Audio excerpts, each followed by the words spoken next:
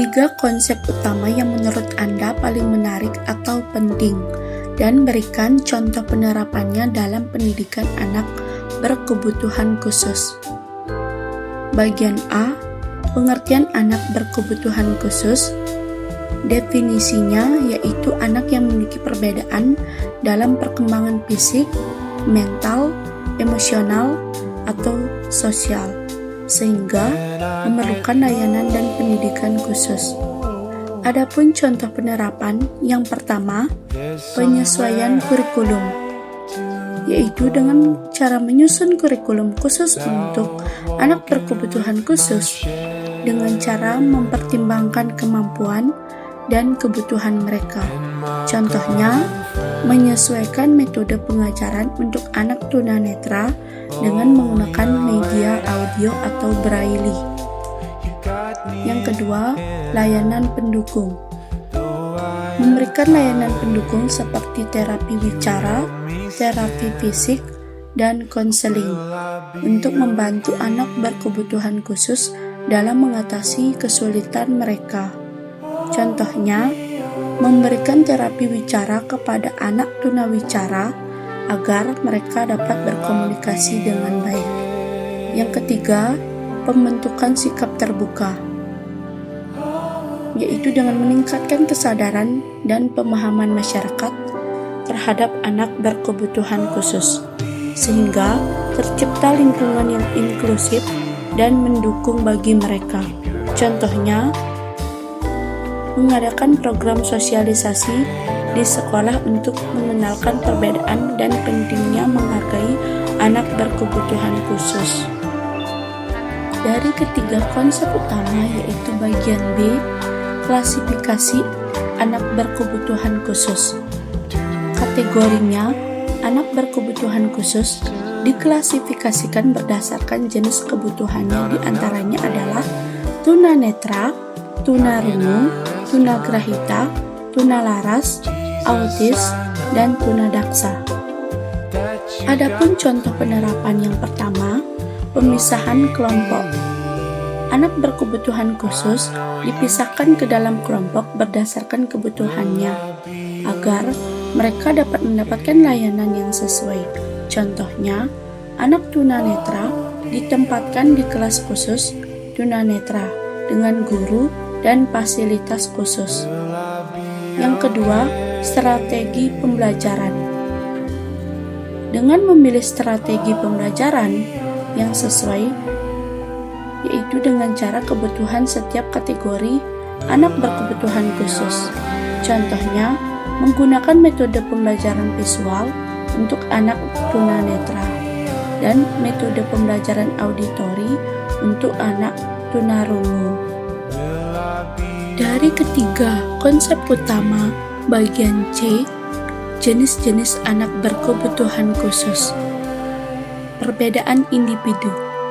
Setiap kategori anak berkebutuhan khusus memiliki ciri khas dan kebutuhan yang berbeda. Adapun contoh penerapan, yang pertama, pengembangan program, yaitu mengembangkan program yang dikhususkan untuk setiap jenis anak berkebutuhan khusus. Contohnya, program terapi musik untuk anak autis dan program terapi perilaku untuk anak tunalaras. Yang kedua, penggunaan alat bantu.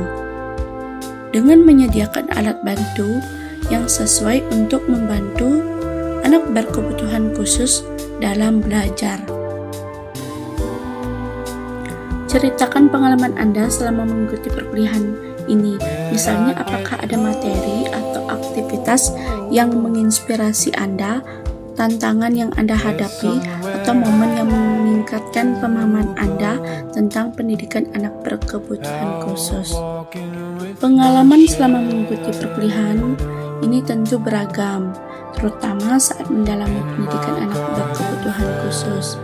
Salah satu hal yang sangat menginspirasi adalah materi tentang pentingnya pendekatan individual terhadap setiap anak. Bahwa pemahaman setiap anak memiliki keunikan, potensi, dan tantangan tersendiri benar-benar membuka cara pandang baru dalam dunia pendidikan. Salah satu aktivitas yang paling berkesan yaitu adalah ketika diberikan kesempatan untuk membuat rencana pembelajaran individual atau RPI yang disesuaikan dengan kebutuhan spesifik seorang anak.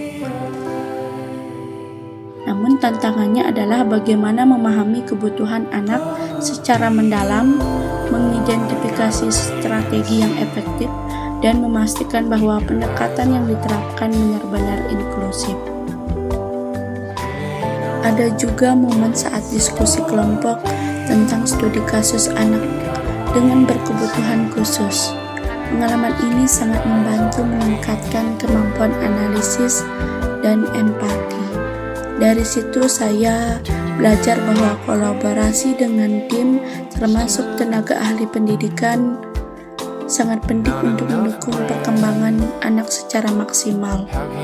Selain itu juga menghadapi tantangan berupa banyaknya referensi, teori, dan pendekatan yang harus dipahami membuat saya lebih disiplin dan struktur dalam belajar.